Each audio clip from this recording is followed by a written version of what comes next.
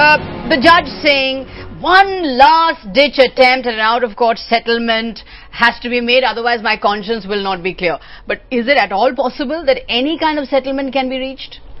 In theory, everything is possible. In theory, the moon could be blue, pigs might fly, Narendra Modi could write you a fan letter. I mean, many things can happen, but given what's happened in the last several years, I think it's extremely unlikely it will happen. So you now have two possibilities. One is that when they meet on the 28th, they'll say the judgment goes ahead, in which case all we've had is a delay of a week, which hasn't achieved a great deal. Or, and this would be a nightmare and a disaster, they say, no, let's have an even longer delay and a longer attempt at some kind of reconciliation, in which case the High Court judge retires, the whole case is heard again, and I think that will reflect very poorly on the judiciary. But then aren't we passing the buck onto the legal establishment, onto the judiciary? Should this be something that in fact the communities should decide on? Because, you know, a judgment, as somebody else was saying, can be a verdict, it can't be a solution. So the communities should decide on this, the groups should come together. I mean, is it an easy option? Is it cop-out to just give it to the courts and say, okay, you guys decide for us? Communities should have. People should have done it. But what we are doing really is passing on the responsibility of political judgment. Timing is of essence in politics, but that's not for courts to determine whether floods and next light problem in this context, is this the right moment for the judgment to come? This is not what courts are meant to do. And unfortunately here we have a system in which there's a complete loss of political judgment and loss of nerves which comes with it. The executive has lost the nerves, the legislature has, and I'm afraid after today's judgment, would you even call it a judgment?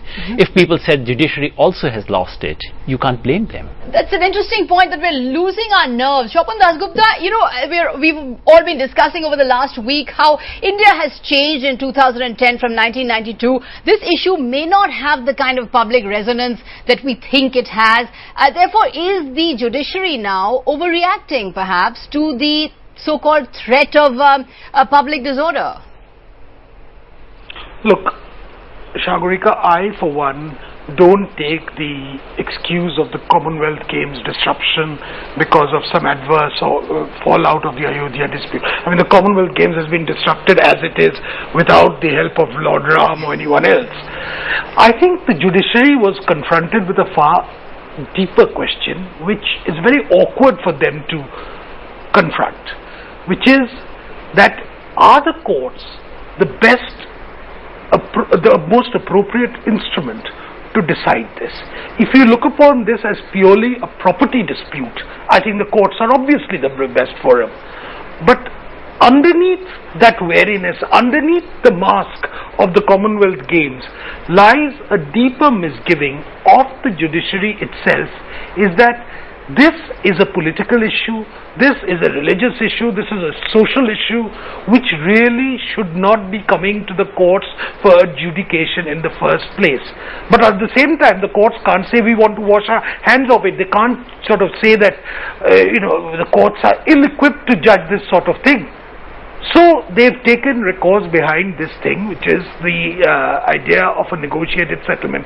Obviously, if you say that is a negotiated settlement possible in 5 days, it's absurd. It's not likely to happen.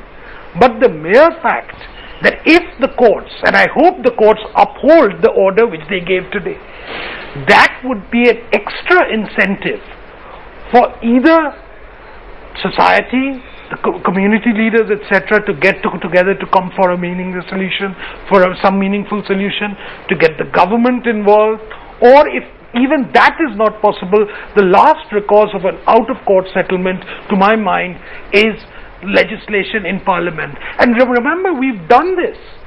The 1993 Places of Worship Act, which made the status quo as of 15th August 1947 permanent as far as status of shrines was concerned. It's already been done once. So it's equally possible that it can be done. Some sort of a national consensus can be built around Ayodhya. So I don't really see this as a retrograde step.